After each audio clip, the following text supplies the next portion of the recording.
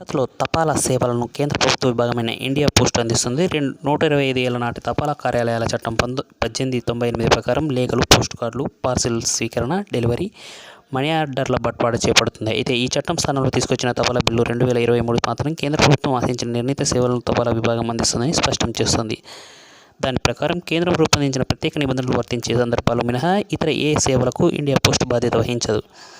India post అధిపతిగా postal service director general వ్యవహరిస్తారని, సేవల వేళలు, ఛార్జీలు, పోస్టల్ స్టాంపుల జారీ సహా తపాలా వ్యవస్థ నియంత్రణ కోసం ఏ నిర్ణయం తీసుకునే అధికారమైనా ఆయనకు ఉంటుందని బిల్లు ప్రతిపాదిస్తుంది.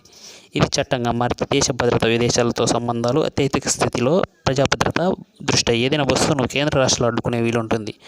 బట్వాడా చేయాల్సిన ఆస్తులను అధికారులు తెరిచి చూడటానికి, రవాణా రద్దు చేయడానికి, జప్తు చేయడానికి వీలు కల్పిస్తుంది. ఏదైనా వస్తువు పోయినా, నష్టం వాటిల్లినా, రవాణా ఆలస్యమైనా, మరే ఇతర సేవల చోటు చేసుకున్న తపాలా విభాగం బాధ్యత వహించదు.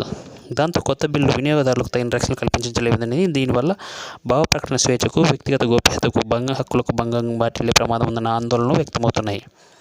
ఏదైనా సేవలను అడ్డుకోవడానికి, రద్దు చేయడానికి న్యాయ ప్రక్రియ అవసరమని 1996 నాటి తీర్పు టెలికమ్యూనికేషన్స్ కేసులో సుప్రీంకోర్టు తీర్పు చెప్పింది. సేవలను ఎందుకు నిరోధించాల్సి వచ్చిందో చెప్పాలని, ఉత్తర్వుల చెల్లుబాటుకు పరిమితి విధించాలని న్యాయస్థానాధికారుల బృందం పర్యవేక్షణలో వినియోగదారులకు రక్షణ కల్పించాలని సర్వోన్నత న్యాయస్థానం సూచించింది. పౌరులకు వర్తించే ఏ హక్కు అయినా ఒక చట్టం పేరుతో పరిమితం చేయలేమని 2015లో సర్వోన్నత న్యాయస్థానం ఉద్ఘాటించింది. ఏ కారణంతోనైనా పార్సల్ జాప్యమైనా, తెరిచి ఉన్నా, దెబ్బతిన్నా, కనిపించకుండా పోయినా తపాలా అధికారులు బాధ్యత వహించరని కొత్త బిల్లు పేర్కొనడం ఉద్యోగుల జవాబుదారీతనాన్ని ప్రశ్నార్థకం చేయడమే. సిబ్బంది లేదా బయటి వ్యక్తులు తపాలా వస్తువులను తస్కరించిన, ధ్వంసం చేసిన 1898 చట్టం ప్రకారం 7 ఏళ్ల వరకు జైలు శిక్ష, జరిమానా విధిస్తారు.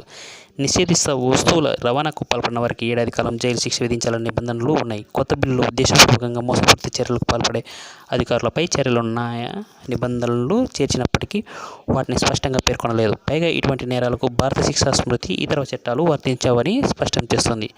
కొత్త బిల్లు రూపొందించిన ఈ నిబంధన రైల్వే క్లైమ్స్ ట్రిబ్యునల్ యాక్ట్ 1987కు విరుద్ధం.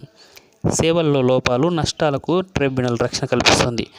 రైల్వే, వాణిజ్యం తరహాలోని సేవలందించే పోస్టల్ సేవల్లో మాత్రం అధికారులకు బాధ్యత ఉందనడం విచిత్రం. తపాలా సేవల్లో లోపాలకు వినియోగదారుల హక్కుల చట్టం 2019 వర్తించదని జాతీయ వినియోగదారుల వివాదాల పరిష్కార కమిషన్ చట్టం కూడా పేర్కొంటుంది. అలాంటప్పుడు తపాలా సేవల్లో లోపాలకు, ప్రజలకు వాటిల్లే నష్టాలకు ఎవరు బాధ్యత వహిస్తారు? ప్రభుత్వ, ప్రైవేటు రంగంలో కొరియర్ సర్వీసుల నియంత్రణకు భిన్న విధానాలను అమలు చేస్తున్నాయని, ప్రైవేట్ కొరియర్ సర్వీసులపై అజమాయిషీకి వినియోగదారుల రక్షణ చట్టం 2019 వర్తిస్తుంది. కొత్త బిల్లు ప్రకారం వినియోగదారుడికి ప్రభుత్వ తపాలా సేవల్లో లోపాలను ప్రశ్నించే హక్కు మాత్రం ఉండదు.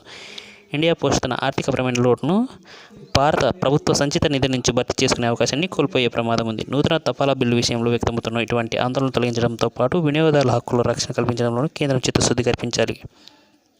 భారత తపాలా కార్యాలయ నియంత్రణ, పౌర సేవల విస్తరణ కోసం కేంద్రం చేపట్టిన తపాలా బిల్లు 2023ని రాజ్యసభలో ఇటీవల ఆమోదించింది. తపాలా వ్యవస్థలను ఏకతాటిపై తీసుకురావడం ద్వారా ఈ నెట్వర్క్ను బలోపేతం చేయడానికి ఇది దోహదపడుతుందని ప్రభుత్వం చెబుతోంది. విపక్షాలు మాత్రం బిల్లులోని కొన్ని నిబంధనల ద్వారా ప్రభుత్వం నిఘా రాజ్యాన్ని సృష్టించాలనుకుంటుందని విమర్శిస్తున్నాయి.